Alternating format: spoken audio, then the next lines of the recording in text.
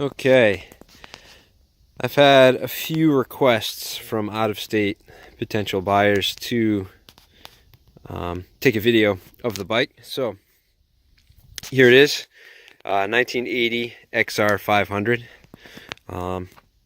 Obviously not done period correct. I have some regrets about that, but I originally built it exactly how I wanted it, and with the intent of actually riding it mostly on road, but also to be able to commute to and from work, errands, and maybe do a little off-road along the way. When I first got the bike and started the project, which was a complete tear down each and every individual part off the bike. It wasn't really clean and pretty when I got it. It didn't look terrible, but it definitely wasn't what I wanted. So yeah, I got it in 2012, and fast forward, it's 2018 now. I have two little ones, and my significant other works at the hospital and sees way too many street bike fatalities and doesn't want me riding bikes on the street. So off-road only it is for me, and this just isn't ideal. I also can't throw the wife on this thing and expect her to have fun on it because I'm too worried about it getting scratched and dented, in this case where it has a metal tank. All right, so onto the bike. Like I said, complete gut. I mean, I took everything apart, absolutely everything, down to the bare frame. So the reason why the video should help a lot of people is that the frame, I've been doing this for 20 years, restoring stuff, doing project cars. So the frame itself I'm probably the most proud of in terms of paint, because completely sandblasted, there's no filler or anything. I did have to re-weld on a tab at the rear, I forget which one. My welds look about as good as the factory ones, so not gorgeous, but they get the job done. But there wasn't a lick of paint left on the bike, etch primed. The frame is base coat and clear coat, so it is an automotive. Same with these side covers. You can see under the kind of not ideal decals, you can see how it keeps lifting here. I was going to do a straight up, I was going to do the XR in black and the 500 in white in an individual vinyl, which might still be the way to go because I inverted the color. So this is a painted red number plate thing here. So yeah, base coat, clear coat on the side covers, the tank, and the front fender, which was, the front end here is from a, I believe, 84, 85, or 86. They are cartridge Showa forks. Disregard the KYB sticker at the bottom. I did the research after I put the sticker on there, just haven't taken it off. Probably should do the fork seals and put fork boots on it. The more I look at these bikes, I think it looks better with the fork boots, and it does need fork seals because there's a little weeping there. Let's see. Yeah, so base coat, clear coat here. I mean, these are pretty stiff fenders, so you'd really have to wreck it. I would never want to wreck it that hard in order to crack the paint. It is black underneath too. There's no shitty stuff there. Hopefully you can see, again, not an amateur hour paint job. Honda stickers is not ideal, but I did not do it under the clear just in case somebody wanted to run the Honda logos without the wing. Yeah, hopefully you can see the paint is solid. Very good paint. It is a rust-free tank from out west. It is not the tank that came with the bike. I don't know if you can see now. In person, you can see all the way down to the bottom of the tank. There's no rust. Rear fender is, DC Plastics. There we go. And I ordered it in black, so it's not painted. It's just black plastic, and it has kind of a matte finish, so it doesn't, it doesn't have the gloss of the other stuff. Fox podium rear shocks. Maybe you can see the Fox logo in there. Maybe you can't. You can see Fox there. A little bit longer travel in the rear and the front to match the CR250 forks, like I said, from 84 to 86, somewhere in there, I think. Taillight in main with an antique plate. You don't need turn signals. You can just run front and rear plates, so I wanted to keep it clean. Yes, the front is not beautiful or period specific, but it's okay. They're bright. So with this, floated the coil. As you know, it is a 6 volt AC system. So floated the coil, so all the ignition is still a 6 volt AC. All the original stuff with a new coil. Floated the coil, went to a rectifier and voltage kind of doubler, I guess. So it's 12 volt, and there is on these air boxes, I don't know if you can see, right there is a stainless little bracket. And this is the switch for the lights.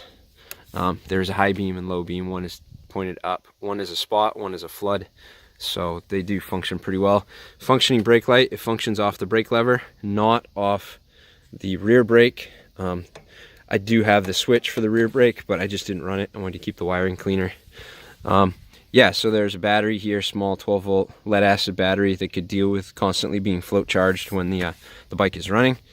Yeah, in that air box, the XR air box, where it does dual duty for the XL, has a perfect little spot for a battery, so that fits right in there. I actually used a really high current connector for RC cars on there, which works nice. You can just unplug the battery. It's a nice high current, way more current than this lighting system flows.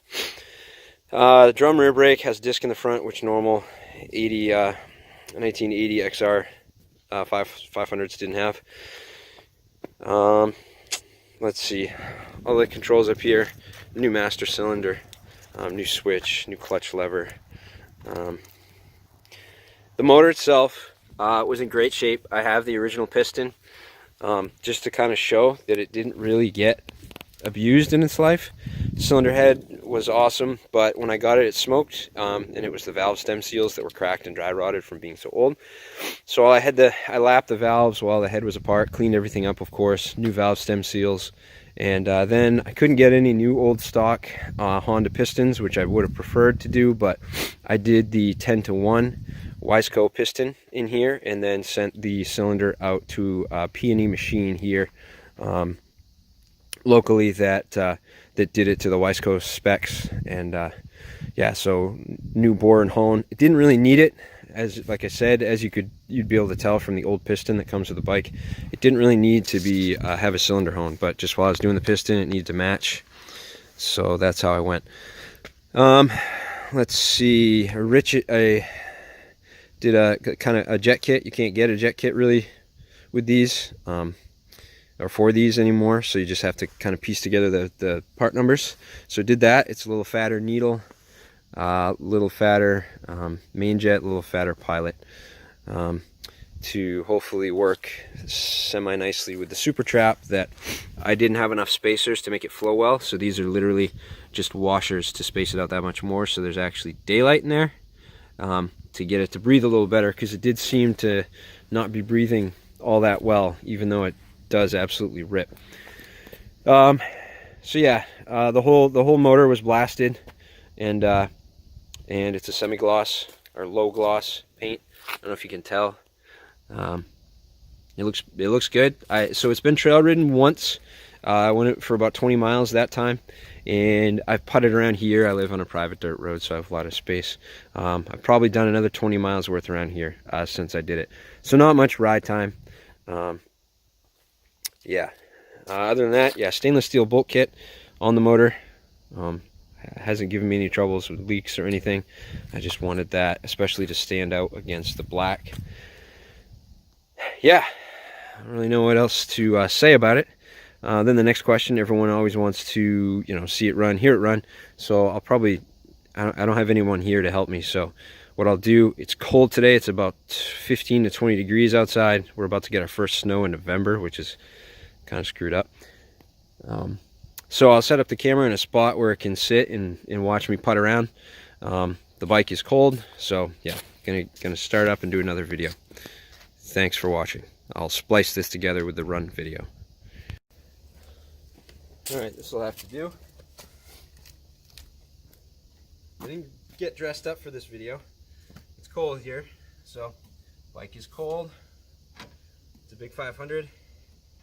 My choke cable is probably the only ghetto thing on here.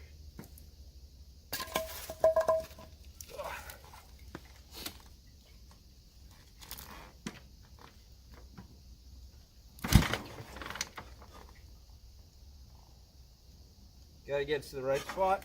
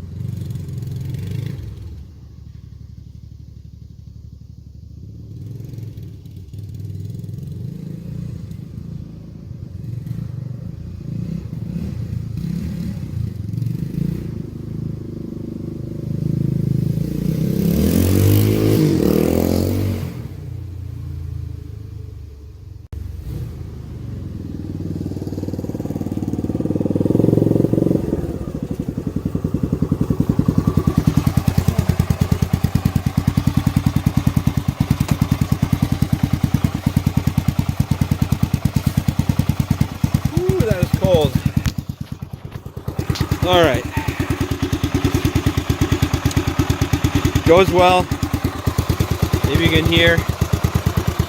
There's no other noises other than the exhaust.